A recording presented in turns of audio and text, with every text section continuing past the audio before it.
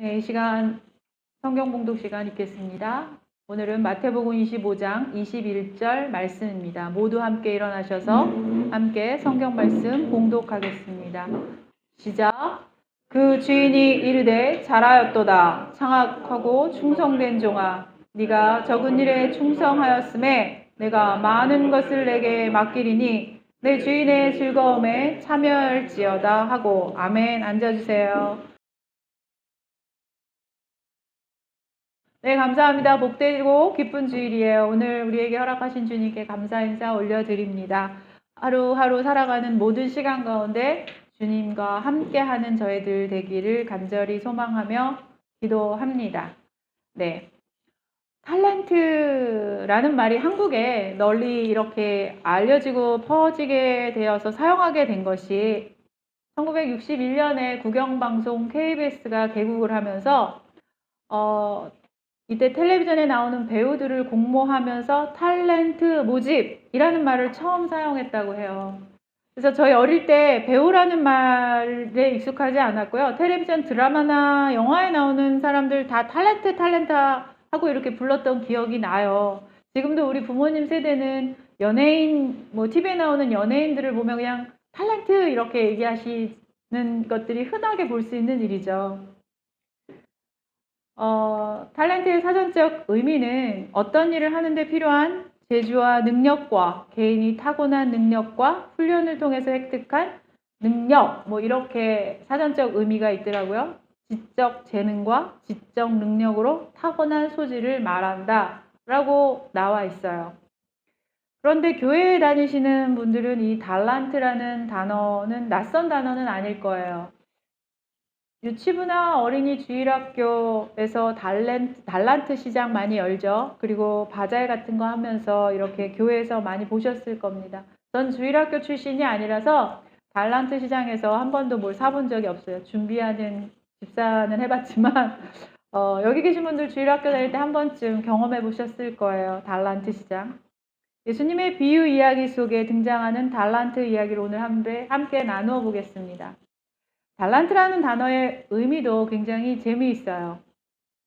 자료를 제가 조사하다가 보니까 우리가 달러 그러죠. 미국의 달러, 캐나다 달러 하는 이 달러라는 단어가 달란트라는 단어에서 유래했다라는 설이 있더라고요. 그러니까 달러라는 이 말에 달러라는 이름의 유래가 크게 두 가지 설이 있는데, 금을 캐내는 어떤 계곡, 그 터키 계곡의 이름에서 유래했다는 그 설과 성경에 등장하는 요 달란트라는 이름에서 유래했다는 것이 두 가지가 큰 두 가지 그 설이에요. 제 개인적인 생각으로는 이 후자가 더 근거가 되는 것 같기도 해요. 달란트는 고대 서아시아나 그리스에서 금이나 은을 재는 그 질량을 재는 단위였어요. 처음에 단위의 이름이었습니다. 그러다가 이후에 이제 그 질량을 재는 단위와 화폐 단위로 함께 쓰여지게 돼요. 전문가들에 의하면 이 금 1달란트는 한 금 20kg에서 40kg 정도의 그 사이 정도였을 것이다 라고 추정해요. 그래서 전문가들은 현재 그 가치, 그 킬로그램을 재는 걸로 봤을 때 한 34kg 정도, 35kg 정도 금이 그 정도였을 것이다 라는 것으로 추측합니다. 예수님 시대의 이 한 달란트의 가치는 어느 정도였을까요? 성경에서 자주 등장하는 그 화폐의 가치, 우리가 많이 알고 있는 게 데나리온이죠. 데나리온은 들어보셨을 거예요. 한 데나리온에 팔리는 포도원의 주인이 한 데나리온을 줄이니 이런 데나리온. 이 화폐의 가치는 로마 제국에서 통화되는 은화의 이름이에요. 1데나리온의 가치가 당시 정규직 노동자가 하루 일한 값을 받는 돈이었다고 합니다. 그래서 포도원 주인이 1데나리온을 주겠다 이런 이야기 나오죠. 근데 1달란트가 6,000데나리온이었다고 해요. 어마한 거죠. 그러니까 당시 최고의 정규직이라고 하는 로마 군인의 하루 품삯이 1데나리온 정도였다고 하는데, 20년 동안 단 하루도 쉬지 않고 열심히 일해서 그 돈을 한 푼도 쓰지 않고 모은다면 한 6천 데나리온 정도 된다는 거예요. 그러니까 이게 1달란트의 가치예요. 그러니까 우리가 생각하는 그냥 동전 한 입, 두 입이 아니라 이 정도의 가치였다는 겁니다. 시대마다 금을 재는 재는 단위가 다르고 가치도 다르고 화폐의 가치도 다르기 때문에 사실 정확하게 환산하는 건 좀 어려워요. 무리가 있습니다. 하지만 한 달란트를 아까 그 학자들의 추정에 의해서 현재 34kg나 35kg 금이만 계산한다고 해도 엄청난 가치의 돈이라는 거예요. 어떤 분은 현재 가치로 굳이 계산해보면 물론 이게 정확하진 않지만 무리가 있지만 굳이 현재 가치로 하면 이 1달란트가 거의 400만 달러 정도 가까이 될 것이다 라고 추정합니다. 저는 잘 계산을 못하겠는데 400만 달러는 얼마인지요? 한국 하나로? 로마 제국이 다스리던 시대에 이렇게 몇십 킬로그램이 나가는 금덩어리를 볼 수 있는 일반 백성이 몇 명이나 있었을까요? 아마 은화, 아까 말했던 은 1데나리온 정도는 보았을지언정 금화로 1달란트를 볼 수 있는 일반 백성들은 없었을 겁니다. 본 적도, 만져본 적도 없는 이 화폐의 단위를 비유를 들어서 예수님께서는 이런 달란트 비유를 하셨습니다. 왜 그러셨었는지 좀 궁금해졌어요. 어떤 사람이 자기의 소유를 3명의 종에게 각각 5달란트, 2달란트, 1달란트를 맡기고 타국으로 떠났다가 나중에 돌아와 3명의 종들에게 각각 맡긴 달란트에 대해서 결산을 합니다. 결산을 했다고 분명히 성경에 기록합니다. 5달란트, 2달란트 맡았던 종들은 맡긴 것의 2배를 남겨서 주인에게 내어놓아요. 주님은 착하고 충성된 종아, 네가 적은 일에 충성하였으며 내가 많은 것을 내게 맡기리니 내 주인의 즐거움에 참여할지어다 라고 칭찬합니다. 그런데 1달란트를 받았던 종은 땅에 파묻었다가 다시 그대로 가져왔어요. 주인은 그 종에게 분노하고 1달란트마저 빼앗고 무익한 종이라고 하면서 바깥 어두운 곳으로 내어 쫓아버려요. 이 비유 이야기입니다. 우리가 성경을 읽으면서 종종 이게 이럴 일이야? 라고 이해가 되지 않는 성경 이야기를 만나게 되죠. 이 1달란트 받은 종이 이렇게까지 잘못한 것인가? 라는 생각을 해본 적이 한두 번쯤은 있지 않으신가요? 먼저 당시 문화적 배경을 좀 살펴볼게요. 고대 사회에서 주인이 종에게 어떤 일을 맡길 때, 주인이 종에게 어떤 일을 맡겼을 때 그 맡긴 일에 대해서 종에게 상당한 권한과 책임을 주었어요. 실제로 주인이 종에게 돈을 맡기거나 하면 종은 자신의 능력에 따라서 장사를 하거나 해서 주인에게 이윤을 남겨주어야 했다고 해요.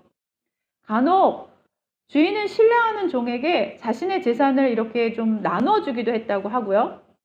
또 자식이 없거나 자기 자식이 있으나 자신의 기업을 올바로 이렇게 이끌 능력이 없는 경우에는 이 신실한 종에게 자신의 기업을 상속시키는 일이 있기도 했다고 합니다. 당시 관습적으로도 주인이 종에게 돈을 맡기고 타국에 떠났다가 다시 돌아올 동안 주인이 관여하지 않아도 이 종은 자신의 재량과 노력으로 돈을 관리해서 그 돈을 불려놓는 것이 전혀 이상한 문화가 아니었다는 거예요. 마태복음 25장 15절 함께 읽겠습니다. 시작!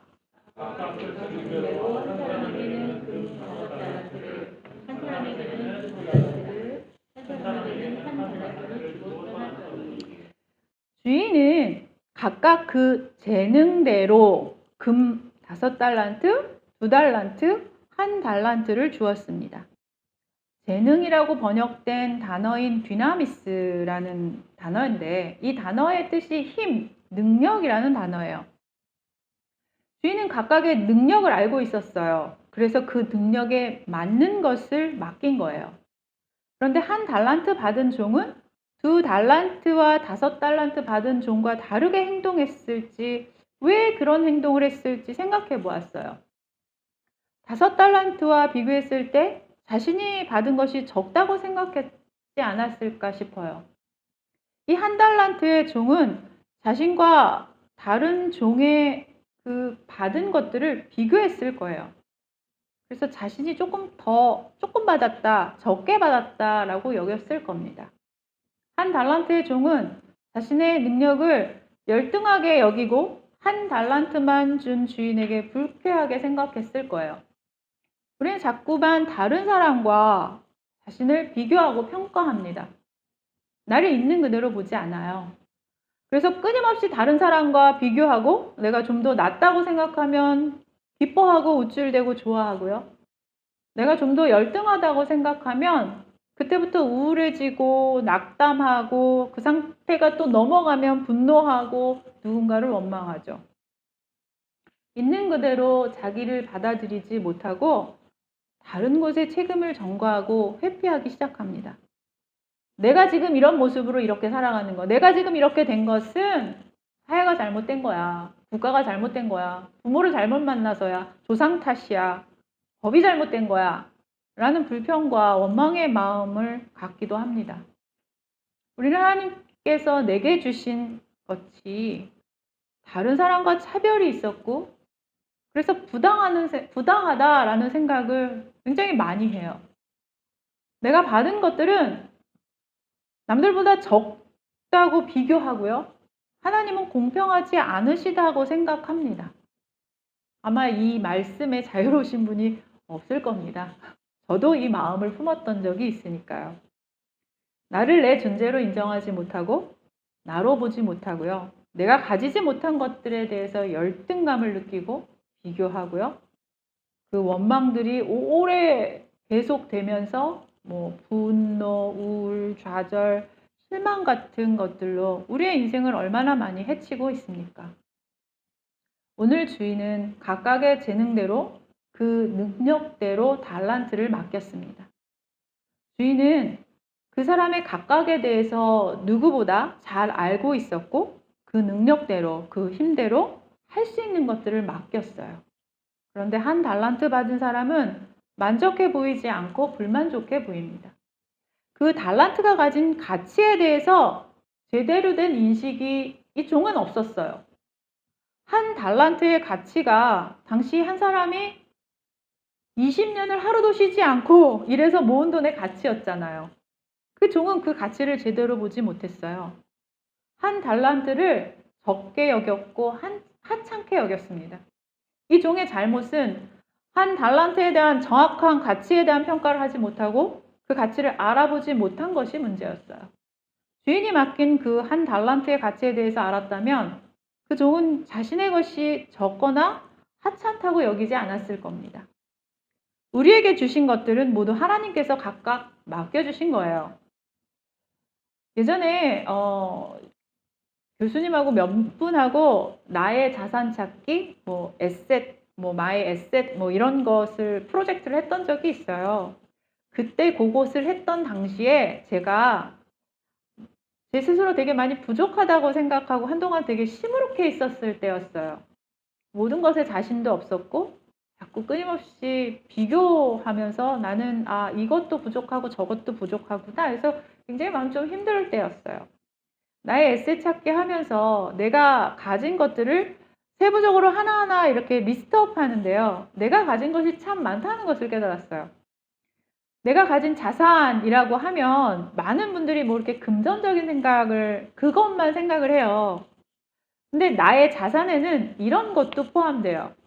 내가 지금 살고 있는 동네, 공기가 좋다, 산책할 곳이 많다, 걸어 다닐 곳이 있다, 이런 것들까지 리스트를 적거든요. 그 프로그램에서.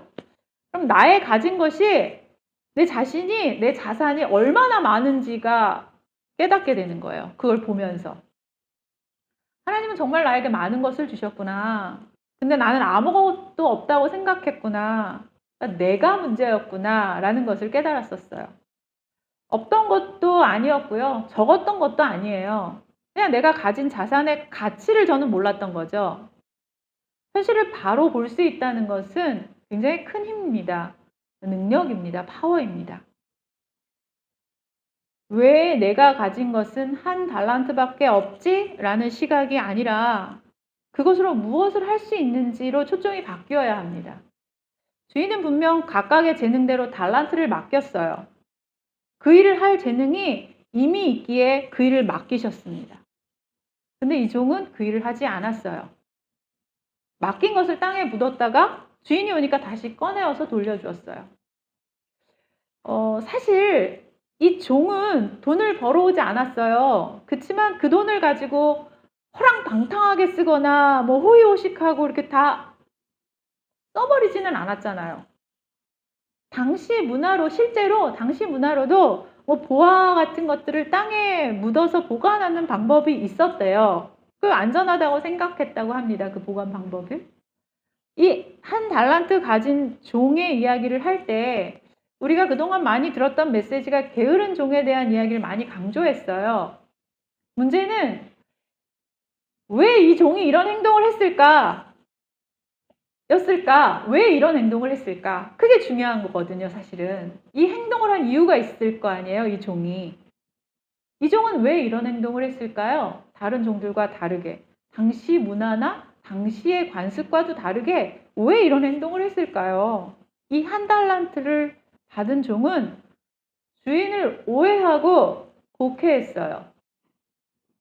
마태복음 25장 24, 25절 함께 읽겠습니다. 시작. 한 달란트 받았던 자는 와서 이르되 주인이여 당신은 무슨 사람이야 심지 않은 데서 거두고 심지 않은 데서 놓을 줄을 내가 알았으므로 두려워하여 나가서 당신의 달란트를 땅에 감추어 두었나이다. 오소서 당신의 것을 가지셨나이다. 이게 좀 한국어 번역이 애매모호합니다. 제가 한 현대인의 성경으로 한번 읽어볼게요. 한 달란트를 받은 사람이 와서 주인이, 나는 주인님이 아무 수고도 하지 않고 남이 심고 뿌려놓은 것을 걷어들이는 지독한 분이라는 것을 알고 있었습니다. 그래서 나는 두려워서 주님의 돈을 땅속에 묻었다가 당신 돈 그냥 줍니다. 보십시오. 주인님 여기 있어요. 돈. 이런 약간 뉘앙스예요. 굳은 사람은 이라고 표현하는데 포악하고 거칠고 무서운 사람이라는 뜻으로 심지 않은 데서 거두는 나쁜 이런 막 스크루지 영감처럼 돈만 하는 사람이라는 뜻이에요. 주인은 추수한 타당마당에서 자기가 키질하지도 않으면서 남의 것을 빼앗는 자이며 종의 노동력을 착취하는 악한 사람으로 생각했다고 말하고 있는 거예요. 이 종이 지금. 이 비유에서 주인은 당연히 예수님과 하나님을 뜻합니다. 이 종은 하나님을 인간의 재물과 열심과 헌신만 받아 가로채고 인간의 어려움에 대해서는 전혀 돌보지도 않고 조금만 잘못해도 형벌을 내리는 포악한 독재자 같이 여겼다는 거예요. 이 종이 이렇게 자기 주인을 비난하고 삐딱하게 비난한 이유는 다른 사람들에 비해서 자기가 훨씬 적게 받았다고 늘 불만과 원망이 가득 차 있었기 때문입니다.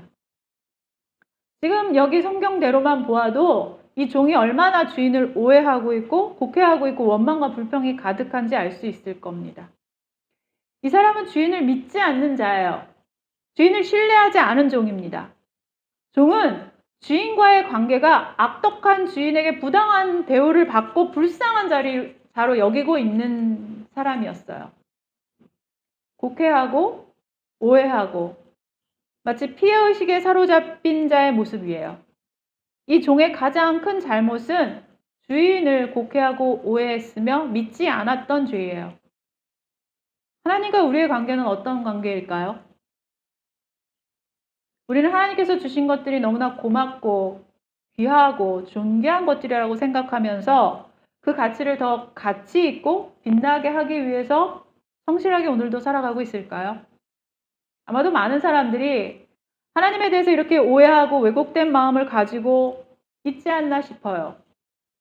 하나님은 주지도 않으시면서 늘 순종하라고 해, 포기하라고 해, 헌신하라고 해, 강요해, 안 하면 벌 주고 징계해. 내가 지금 이렇게 힘든 거는 하나님께서 나한테 징계하고 벌 주시는 거야. 주지도 않으시면서. 이기적이고 포악한 신이야 라는 오해의 마음들, 비난과 원망과 그 많은 그 좌절의 마음들을 품고 불공평하다, 공평하지 않은 하나님이시다, 나는 피해자야 라는 생각을 가진 분들이 많으실 겁니다. 교회 밖에도 또 교회 안에도 이런 사람들 많이 있겠죠. 오늘 마태복음 25장 전체는 천국 비유에 관한 이야기예요. 마태복음 25장 전체에 세 가지 비유 이야기가 나와요. 첫째는 신랑을 맞으러 간 열 처녀의 비유 이야기예요. 두 번째는 오늘 이 달란트 이야기고요. 세 번째는 양과 염소의 이야기를 같이 예수님께서는 비유로 이야기하고 계세요. 예수님은 이제 십자가의 죽음을 향해 가시며 제자들을 향해서 이 비유 이야기를 하셨어요. 그리고 26장에 십자가의 죽음의 일들이 막 일어납니다. 예수님은 천국의 비유 이야기를 하시면서 종말론에 대한 이야기를 하고 계세요. 신랑이 더디오자 등불을 준비하지 못한 신부 이야기, 그 열 처녀의 이야기는 언제 오실지 모르는 예수님이 다시 오심을 위해서 늘 깨어 준비하고 있어야 한다는 것을 말하고 있죠. 그리고 달란트 비유가 나옵니다. 예수님께서 다시 오실 것인데 늘 깨어 준비해야 하는데 그저 수동적으로 기다리는 것이 아니라 장차 오실 주인님을 우리는 어떻게 기다리고 있어야 하는지에 대한 이야기예요. 악하고 게으른 종은 누구입니까? 달란트를 받았지만 아무것도 하지 않은 종이에요. 마태복음 25장 26절 읽겠습니다. 시작. 그 주인이 대답하여 이르되 악하고 게으른 종아, 나는 심지 않은 데서 거두고 해치지 않은 데서 모으는 줄로 네가 알았느냐? 28, 30절까지 함께 읽겠습니다. 시작.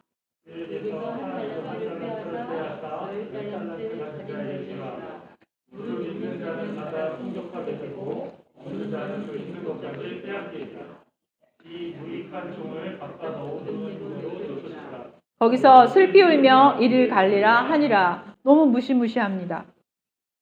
한 달란트 종은 천국에 초대받지 못하고 어두운 곳으로 쫓겨난다는 비유 이야기는 우리에게 많은 생각을 하게 해줍니다.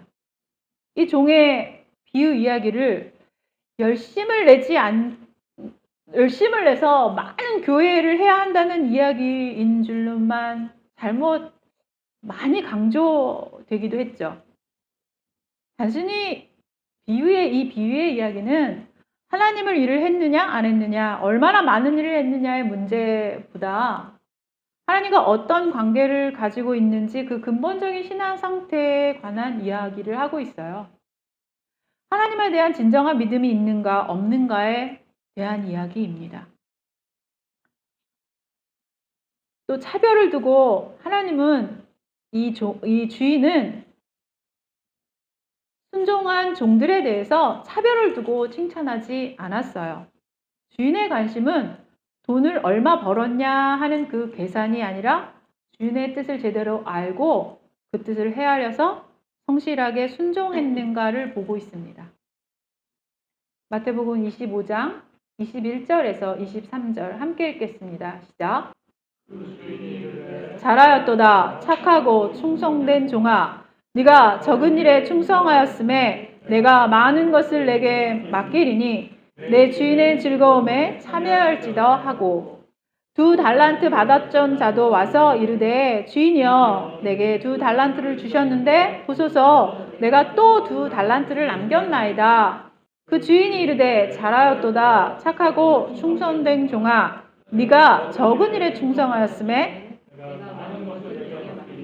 내 주인의 즐거움에 참여할지다 하고. 아멘. 착하고 충성된 종에게는 네가 작은 일에 충성했다고 칭찬했지, 네가 큰 일을 했다, 얼마를 벌어와서 칭찬한다라고 하지 않으셨어요. 당신문으로 5 달란트라면 얼마나 큰 가치인지 아마 일반 백성들은 가늠하는 것도 힘들었을 정도의 가치예요. 하나님께서는 달란트라는 이 큰 화폐 가치를 천국 비유에 하셨습니다. 보지도 못할 만큼, 만져보지도 못할 만큼 이렇게 큰 화폐 가치의 달란트를 종에게 맡긴 주인은 그 일로 2배의 이익을 낸 종에게 적은 일에 충성하였다라고 말해요. 그리고 많은 것을 더 내게 맡기리라, 주인의 즐거움에 참여할지리라 라고 말합니다. 그리고 그 다음에 나눈 비유가 염소와 양의 비유 이야기예요. 예수님께서 영광의 보좌에 앉으실 그날, 예수님께서 오실 그날 각각 구분해서 오른쪽에는 양을 앉히시고 왼쪽에는 염소를 앉힙니다. 오른쪽의 양에게는 형제 중에 지극히 작은 자 하나에게 한 것이 내게 한 것과 같다라고 복을 받을 자들이라고 말씀하시지만, 왼편에 앉은 염소에게는 영원한 불에 들어가라고 말씀하세요. 종말에 오실 예수님의 천국의 비유는 오늘 우리가 어떻게 살아가야 할지를 말씀하고 계십니다.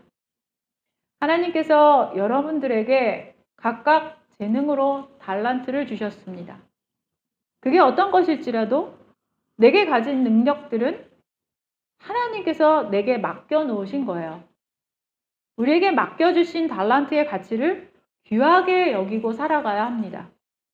우리에게 맡기신 그 일을 성실하게 할 수 있는 것은 주인 되신 주님과 우리의 관계가 신뢰의 관계가 되었을 때 할 수 있습니다. 그분의 뜻을 따라 믿음으로 우리의 삶 전체가 그분을 기쁘게 드리는 삶을, 기쁘게 하시는 삶을 살아가는 자들이 되길 소망합니다. 한 달란트를 가진 종과 같은 오만한 태도를 가진 자는 하나님과 자녀의 관계가 아닐 것입니다.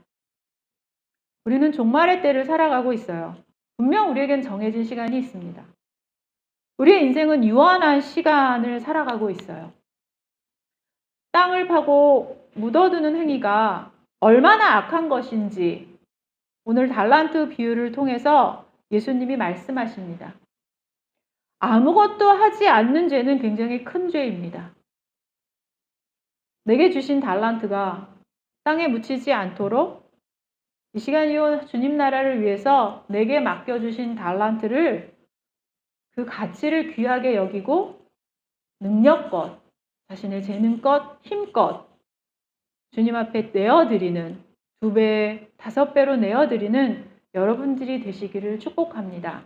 함께 기도하시겠습니다. 주님 말씀을 받습니다. 귀하고 값진 달란트를 주시니 감사합니다. 주께서 내게 맡기신 달란트를 감사함으로 맡아 성실하게 주님의 일을 하길 소망합니다. 주님의 선하신 뜻을 알아가 순종하는 저희가 되겠습니다. 아무것도 하지 않는 것은 가장 큰 죄라고 말씀하신 주님의 말씀을 기억합니다.